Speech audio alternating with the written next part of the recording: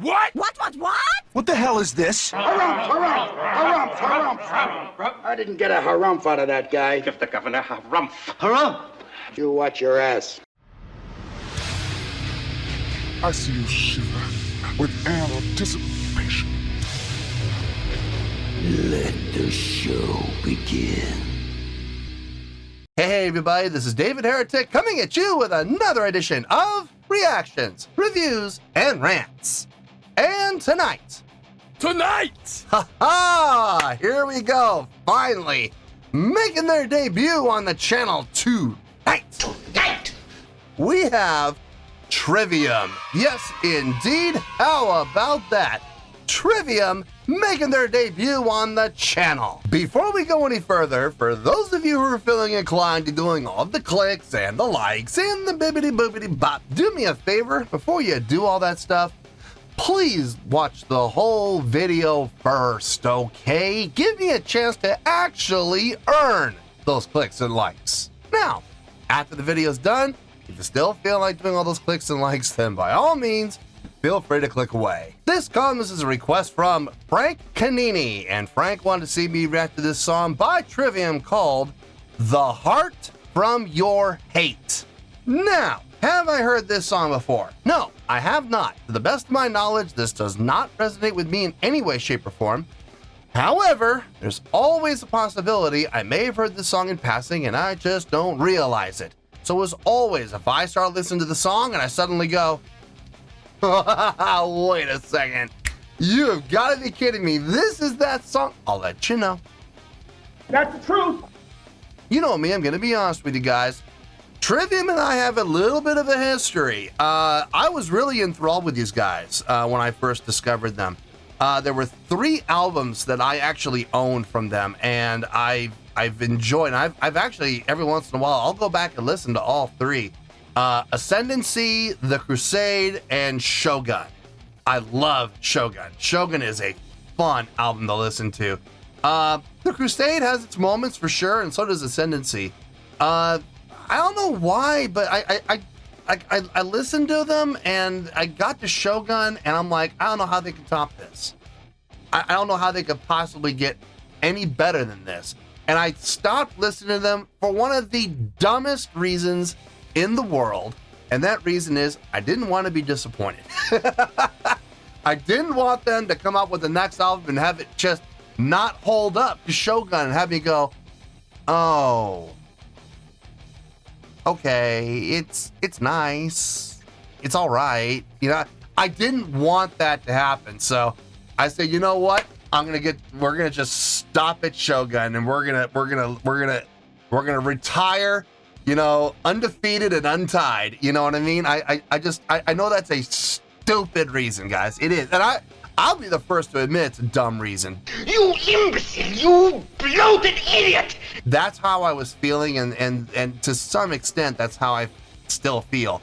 So going into this, I'm excited and I'm hesitant at the exact same time. Because this song is not on any of those albums. I don't know what album this song is from, and to be honest with you, I don't even know what year this album is from. So I'm not sure. I'm not sure what to expect.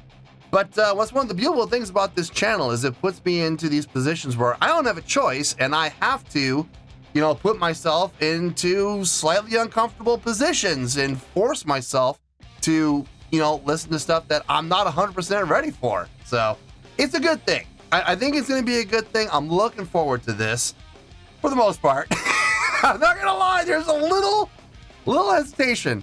Let's see. This was posted by Resurrection Fest. Okay. And the video has 129,000 views. It'll get you there. Other than that, there's really nothing else left to say. Link to the original video will be down below in the video description for your viewing pleasure at your leisure. Let's get started. What do you say? Are you ready? Are you ready? 'Cause here we go. All right, here we go. Trivium, The Heart from Your Hate, live at Resurrection Fest, EG 2019, Vivieros, Spain.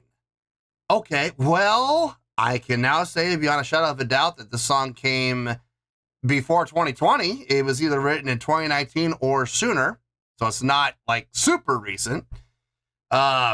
Still don't know what year it's from, what era it's from. I don't know if it's early 2000s, mid 2000s. Well, it wouldn't be early 2000s. That would be Shogun era. So, all right, let's see what we got here. All right, let's do this. All right, boy, let's do this.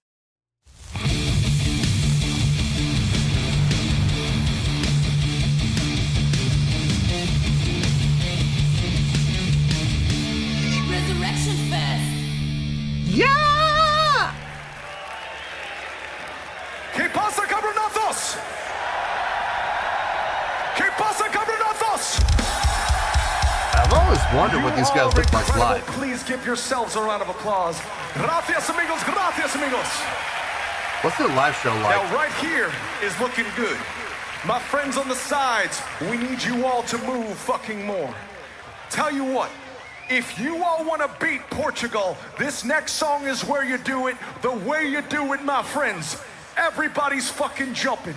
That's all you gotta do, but it's gotta be fucking everybody. From the fucking sides all the way to all y'all in the back, we all fucking jumping. Saltad conmigo, my friends. Saltad conmigo. This is the heart from your hate.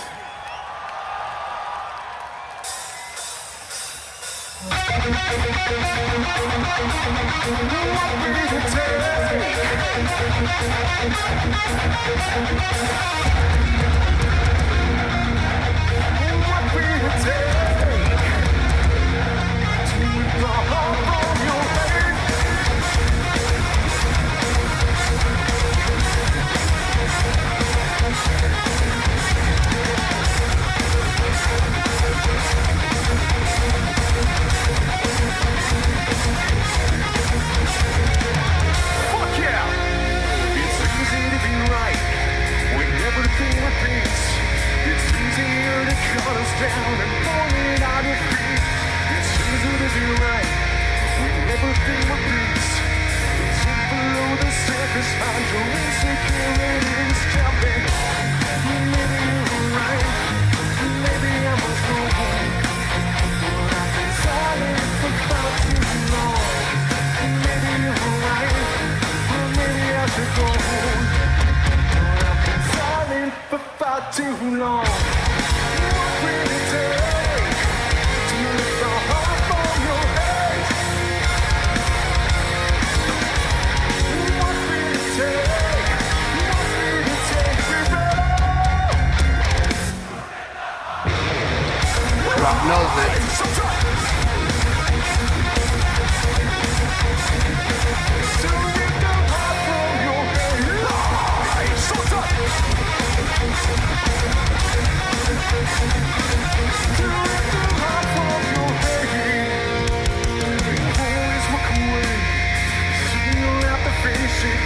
Distance from reality won't bury or erase it. I try to do the same, living so complacent. But the problem is when you go ways like. Okay. It's good. It's a good song. Would I go as far as to say great? No, I've heard other songs from them that I think are far better than this. But this is good. This is good. I like the play with feel, switching between the halftime and the straight time. Very well done. I love the drum pattern that the drummer came up with in the chorus, utilizing the subdivisions, those 16-note subdivisions on the kick to give the straight time a little more push.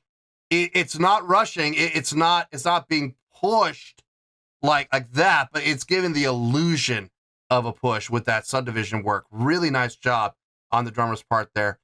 The guitarist over on stage, right? The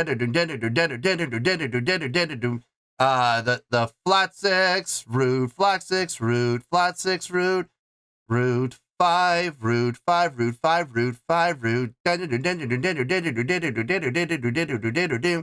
It's repetitive, yes, but it drives it home. It burrows its way into your brain to the point where I guarantee you, everybody's going to go home from that festival with that riff just lodged in their brain. There's just no way around it. Bass playing, solid, filling out the bottom end. Really nice job on his part. I've heard far more intricate bass parts from him in the past on other songs, but what he's doing is very appropriate for this style of song. Vocally, again, I've heard far more impressive vocal performances from him on previous albums, the 3 albums that I mentioned. But what he is singing here fits the context of the song. Translation, I got no complaints. No complaints whatsoever. Everything sounds good. Good. Not amazing, not great, but good. Absolutely good. And clearly the crowd knows it. The crowd clearly knows the song because he absolutely laid out and set the crowd up on that last line of the chorus, and the crowd responded in kind, quite loudly, actually. So that was well done on the crowd's part. Absolutely. Gotta give the crowd props. Anyway, let's get back into this.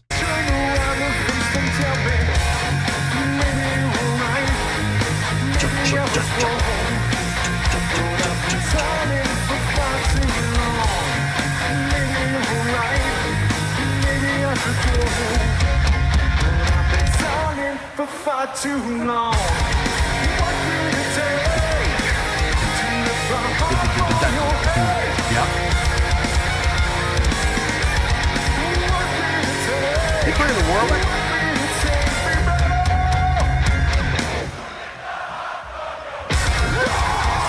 Nice. That was crowd interaction right there. He left them.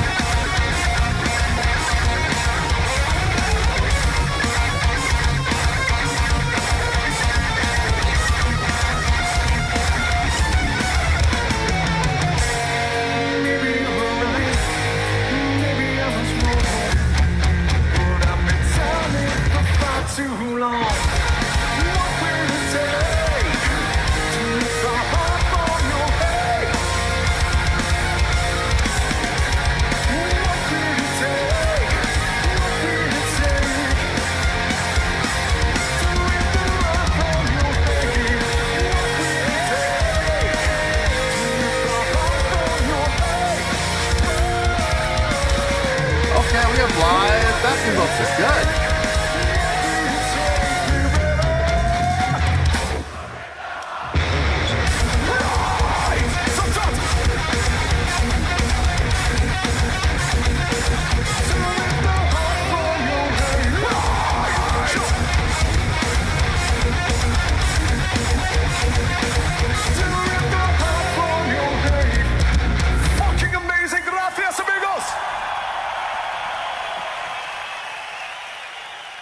A very commercially appealing song compared to a lot of the stuff I've heard from them in the past.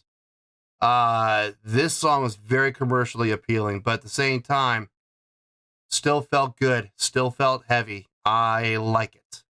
I like it. And especially considering the fact it's in a live setting. That makes it even more impressive to me. Let me get my thoughts together. I need to think about this one. I'll see you in the review, and we'll talk about it. Well, there you go, folks. That was Trivium with a live performance of The Heart from Your Hate. This was a request from Frank Canini. Okay, I thought about it. I got a score. Let's get to it, shall we? On a scale of 1 to 10, I'm going to give that overall presentation a 7.6. Yep, 7.6. I feel good about that score. Let me tell you why. Why?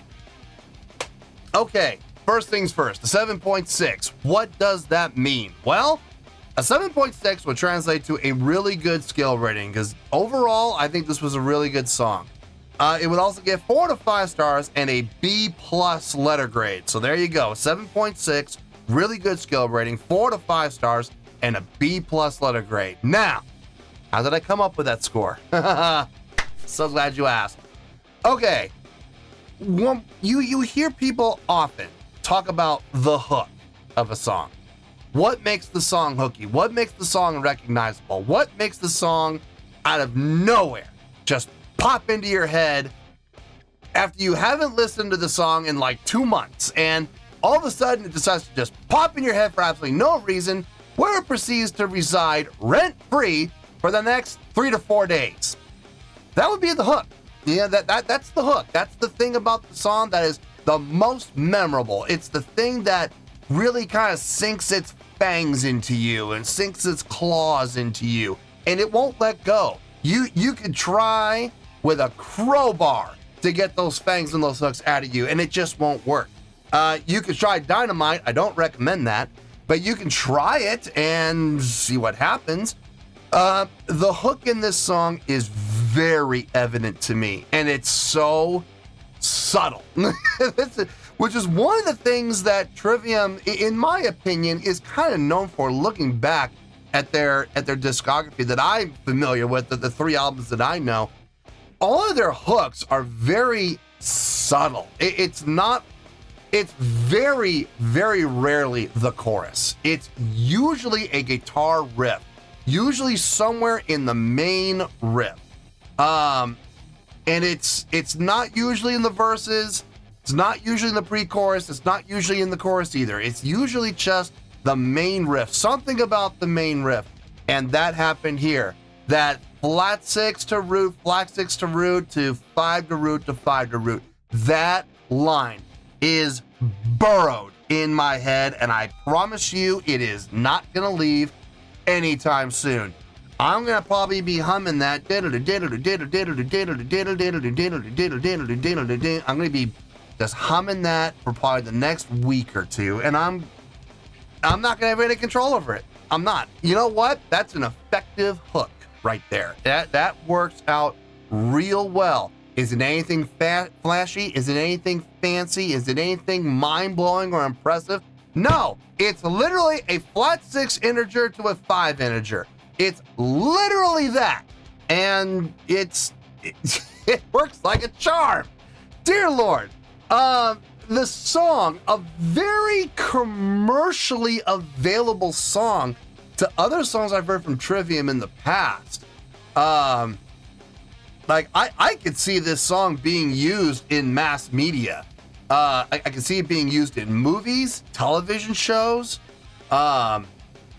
video games. Yep, I can see it being utilized in video games.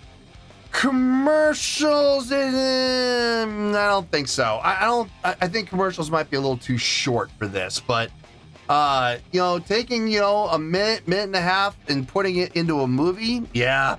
Or a television show, yeah, absolutely. Sporting events might be a little too, I hate to say this, I never thought I'd say this about a Trivium song, but maybe a little too mellow for that.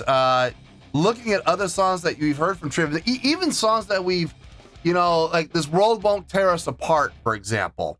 That's one of the more mellow songs from Trivium that I've heard, and that song absolutely is way more intense than this song is. This is like a very subdued song for them. It's kind of nice to have that diversity. Listen, you could be one of these bands whose songwriting is just very consistent. And every song, I hate to say it, sounds very similar. And there's going to be a market for that, absolutely. And there's going to be a certain demographic that love that. But for the most part, the human race likes some variety. So if you're a band and you're able to write songs like this, and then, write songs like, all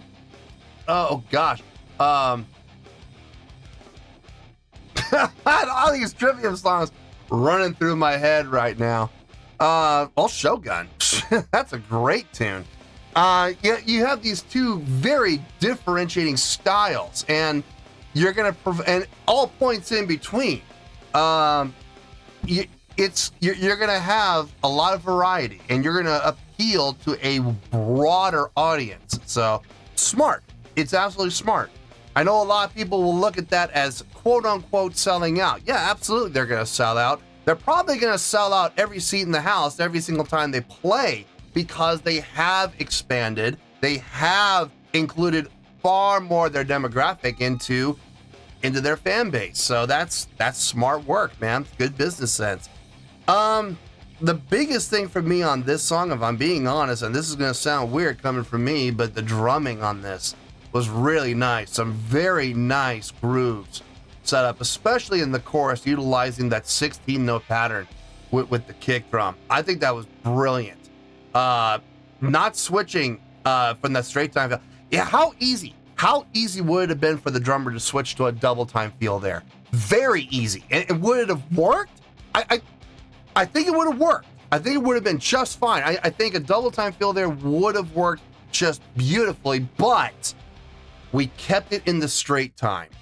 Far more gravitating toward the overall direction and feel of the song as a whole. And as a result, we needed something to kick things up, no pun intended.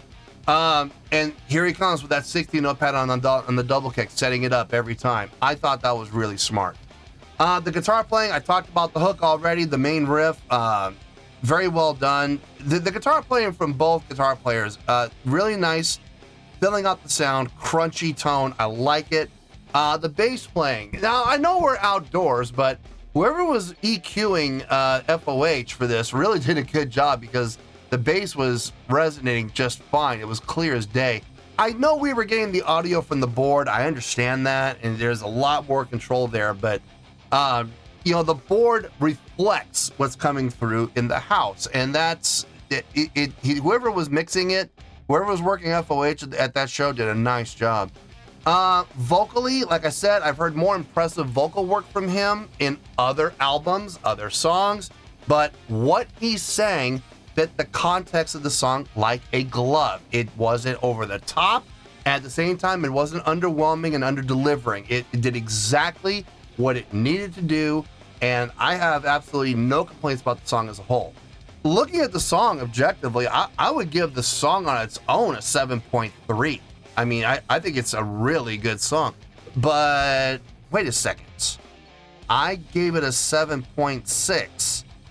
So what happened there? I'm saying I would give the song a 7.3. Yeah, I would absolutely give the song a 7.3. So how do we get to that 7.6? Well, if you've been watching this channel for any amount of time, you already know what I'm gonna say. So say it with me, kids. Sing it out one time. A live show can help your score, or it can hurt your score. In this case, it helped. I was actually pretty genuinely surprised. I wasn't expecting a lot of the things that I saw from their live show. I thought they were gonna take more of like a bullet for my Valentine approach, and they were all just they were gonna stand there in front of their microphones. I'm sure there were 3 mics set up, one for the lead vocalist / guitar player, one for the bass player, one for the lead guitar player, and they were gonna stand there wide stance the whole time and play and headbang. I was kind of expecting that. I'm not gonna lie, guys, I had that kind of expectation there. I was very pleasantly surprised by their live show. They checked off more boxes than I thought they were gonna check off. Let's go down the checklist. Let's see if I'm right about that. Stage presence, yeah, check. They don't look like roadies. They look like performers. They act like performers, and as such, they got great stage presence. Stage energy, check. I was not ready for that. Now, granted, there is something to be said about pogoing. Okay, listen, I think pogoing is cheap. It is the cheapest form of stage energy you could possibly have. But you know what? It still creates it. So I can't, as much as I'm not a fan of pogoing, there's no denying that it created energy. Not only that, but they led. They told the crowd, we want to see you jumping. And what did they do? They led by example. Well, at least 2 of them did, the bassist and the lead vocalist. They were jumping and showing the crowd what they expect. Look, if they want the crowd to jump, they better be jumping too. Lead by example, absolutely. Next one would be stage interaction. Unfortunately, this is where we fell short. I didn't see any stage interaction at all. There was nobody interacting with anybody on stage. So unfortunately, that one gets a great big fat goose egg. That's unfortunate, but it's not the end of the world, because we have the big one now, which is crowd interaction. Oh, please. They had crowd interaction in spades. talking to the crowd, pre-framing the crowd. This is what we want to see. I love how he took the Lemmy approach and said, this is your chance to beat Portugal. Always pick a country that the other country's not mortal enemies with, but they're in a friendly rivalry with, especially if they have rivaling sports teams like soccer, football. They have rivaling, sporting teams always use that. So, you got, when Motorhead was playing in Munich and they said, let's see if you guys can beat Berlin, It's the same thing, you want to create that competition, set expectation. This is what we want to see. Let's see if you can beat your friendly rival, you know what I mean? And that automatically gets the crowd fired up, like, oh yeah? Well, we'll show them, it's smart, it's psychology. You'd be amazed how much psychology goes into live shows. And then, leading by example, jumping with them, telling them to jump with them, leading them, following along with the chorus, letting the crowd, call and respond. It's all crowd interaction. They were doing it quite frequently through the entire performance. And if you know me, you know that out of all 6 criteria, crowd interaction is the most important with me. So yes, that absolutely gets the check. Showmanship, check. Yep, again, pleasantly surprised. Was not expecting as much of a visual show from the performers. They were doing a really good job of putting on a visual show. And then production. Production's always bonus points. Production will not make or break you unless you're a production-based band. Then your production better be on point. But their production, I gotta say, it was intelligent. I will absolutely give intelligence. They weren't relying on a whole lot of lighting. They weren't relying on pyro because they were playing in the middle of the day, and they instead decided to rely on cryo. If you're going to use production in the middle of the day, if you have a choice between using pyrotechnics or cryotechnics, always, always, always go with cryo. You're going to see cryo a lot better in sunlight than you're going to see pyro. Now, if you're at night, you're playing it like, 9 o'clock at night, 10 o'clock at night, then yeah, let the pyro fly. And if you're gonna use cryo, make sure your lighting is up to par so you can see the cryo. You know what I mean? So smart use of production, and I'll actually, I'll take that into consideration, which is how we came up from a 7.3 to a 7.6 for the overall presentation. In closing, I don't know if I have any more requests for Trivium in the queue or not. I think I might. I think there might be a couple more songs in there. I'm not sure what they are. If I'm wrong and there's no Trivium requests in there, I'll give you guys about 30 days to make Trivium requests before I go on my own, because this has piqued my curiosity. I'm kind of curious to see what else there is out there. So I don't know. Time will tell, I guess. But either you guys are going to request them for reactions, or I'm just going to dive in my own and get into them again, because I'm going to be honest with you, I do miss these guys. And every time I go back and listen to those 3 albums, I love them. I absolutely love them. And if this is any indication as to what they're doing and what they've done since Shogun, my hesitancy, let me just put it this way. My level of hesitancy to going on to the next album, whatever the next album might be, has decreased. Okay, it's not gone, but it has come down quite a bit. So yeah, 7.6, I feel good about that score, and that's where we're going to stay. So let's wrap everything up here in a nice shiny bow, shall we? We have a 7.6, which is a really good skill rating, 4 to 5 stars, and a B+ letter grade. Take your pick, I don't care, whichever one of those floats your boat. Final word, final score, I have spoken. Well, that's going to do it for this edition of Reactions, Reviews, and Rants. Hope you all enjoyed the show. Hope I was able to entertain you. If I was able to put a smile on your face and brighten your day, I did my job, and I'm so glad I could do it. If you guys feel like joining the fan base, go ahead and click on that button down there. If you guys want to like the video, go ahead and like the video. If you guys want to ring the bell, go ahead and ring the bell. It honestly doesn't make any difference at all to me, but if you guys feel like doing these things, well then by all means, feel free to do so. Well, that's going to do it for the night, folks. Thank you very much for watching, and as always, this is David Heretic signing off. reminding you to stay fabulous and support each other. Later. Peace.